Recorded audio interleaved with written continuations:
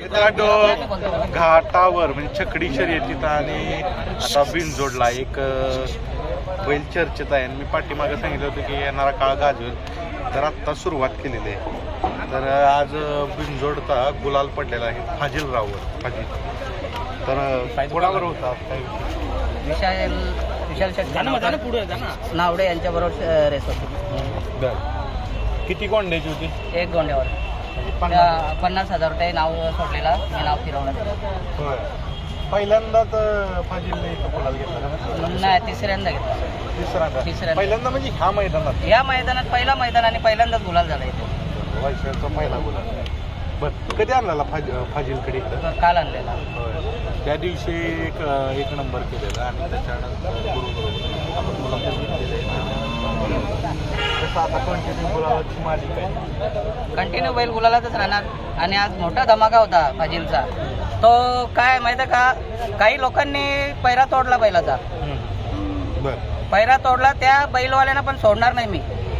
ठीक आहे. आता विषय असा आहे की कशा पद्धतीनं बघताय तुम्ही? तर बिनजोड कधी खेळत बी नव्हता आणि बिनजोडचा विषय बी नव्हता, तर आज कसं इकडे कसं वळणार? खरं कारण असं आहे की घाटावर बैल शिवाजी पाटील, ॲक्च्युली बैल ह्यांचा, नंतर आमच्या दोघांच्या नावा बैल पळायला लागला. आता दैवत आणि तुम्ही? हां, दैवत असतो, मी होतो, शिवाजीराव पाटील होते. आज खरं तर काय आलं आहे, विषय वेगळा होता, पण इथं आल्या विषय वेगळाच घडला. पण योगायोगानंतर मग आमचे मित्रच येते विशाल शेठ खानविलकर, कारण का पाटलांनी नाव त्यांच्या गाडीवर फिरवलं. आम्हाला बैल होता जीवनचा सुंदर खरं तर, पण काय झालं, त्यांची चुलता पुतण्यांची ती बैल असल्यामुळं जीवन म्हणला आम्हाला काय तसं करता येणार नाही.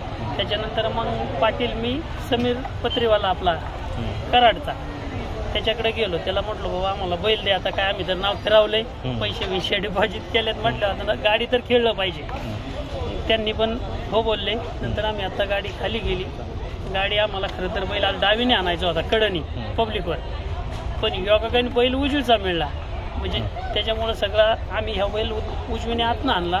बैल सुट्टीला बी खाली थोडा ठेसाळला, पण पुढे येऊन बैलांनी गाडी धरली आणि आमचं आज ह्या देसाई मैदान, जे जसं आपलं कुशेगावचं मैदान भरतं मोठं, त्याप्रमाणे मुंबईत हे सगळ्यात मोठं मैदान भरतं आणि सगळ्यात शेवटीला शर्यत आमची झाली आणि आम्ही आनंदात विजय प्राप्त केला. त्याबद्दल मी तुमचं मनापासून आभार मानतो की आमची आज शेवटीला काय ना पण बाईट घेतली. नाही, बाईट घेण्याचं कारण म्हणजे तिकडं घाटावर गुलाल घेणारा बैल इकडं गुलाल घेतोय, हे खूप विशेष आहे. जसा घाटावर पळतोय तसा इकडं पळतोय, त्याबद्दल फाजीलचंही अभिनंदन आहे.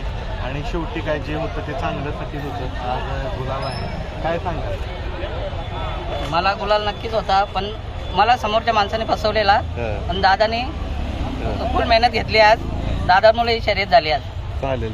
मग काय जाता काय सांगा? जाता एवढंच सांगेल, हा फाजिलराव हा बैल नसून हा फोंड आहे.